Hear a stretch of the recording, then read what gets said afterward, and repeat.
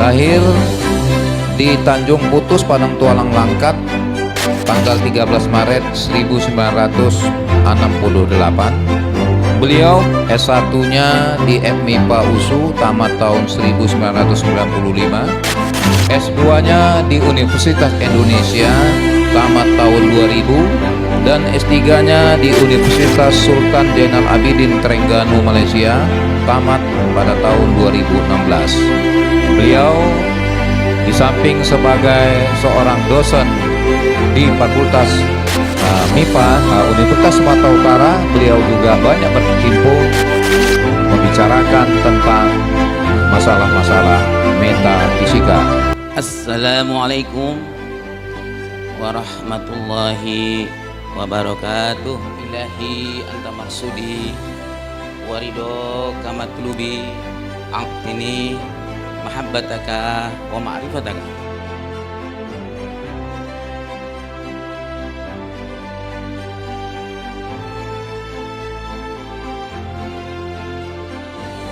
Selamat pagi, salam sejahtera bagi kita semua. Pada hari ini perkenankan saya untuk menjelaskan atau mempresentasikan hasil PPT saya mengenai aplikasi fisika mekanika pada PT Toyota Motor Manufacturing Indonesia TMMI di Deli Serdang, dengan saya sendiri.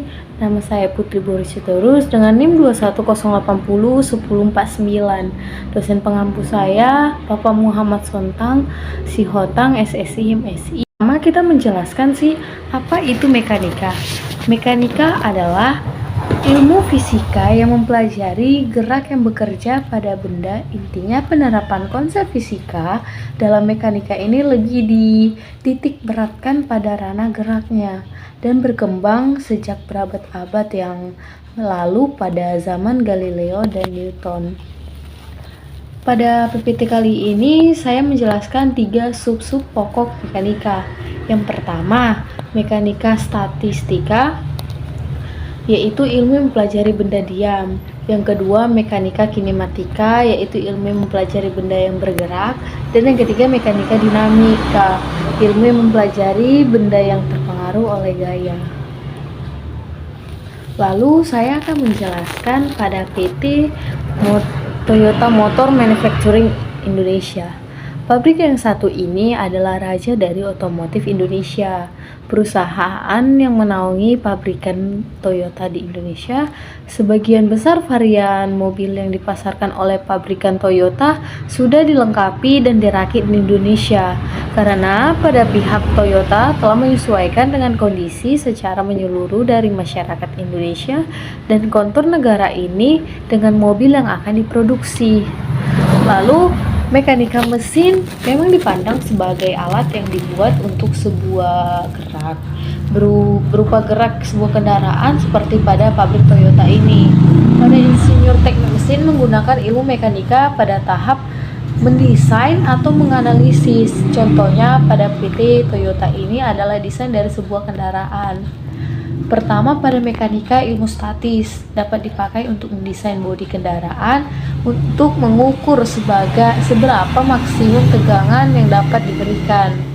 Lalu kedua, pada mekanika ilmu dinamis, PT Toyota ini dapat digunakan untuk mendesain mesin mobil, melihat gaya yang bekerja pada piston dan cam pada sebuah siklus sebuah mesin.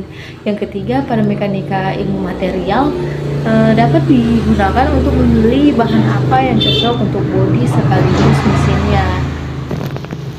Lalu keempat, pada mekanika ilmu fluida dapat digunakan untuk mendesain sistem ventilasi kendaraan, atau bisa dilihat dari HVAC, untuk juga bisa mendesain sistem masukan atau intake pada mesin. Baru apa sih aplikasi fisika mekanika pada mesin PT Toyota ini? Pertama, pada penggunaan mesin karburator. Pada penggunaan mesin karburator ini yang berfungsi untuk mengalirkan bahan bakar dan mencampurkannya dengan aliran udara yang masuk. Salah satu aplikasi sederhana. Baru yang kedua, dari dongkrak hidroliknya. Salah satu aplikasi sederhana dari hukum Pascal.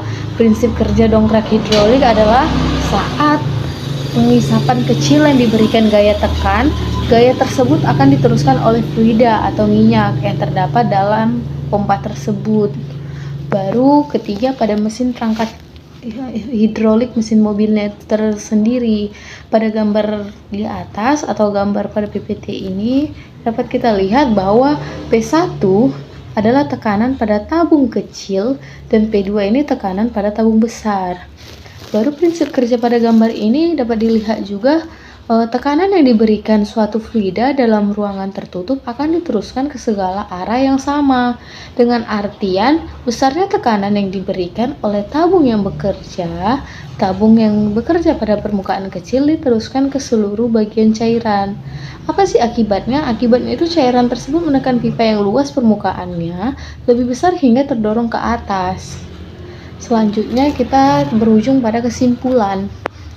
Mekanika digunakan untuk menganalisis dan memprediksi akselerasi dan deformasi atau keduanya elastis dan plastis dari suatu benda. Subtopik dari ilmu mekanika diantaranya: 1. Statis, ilmu yang mempelajari benda diam sebagaimana suatu gaya mempengaruhi benda diam. 2.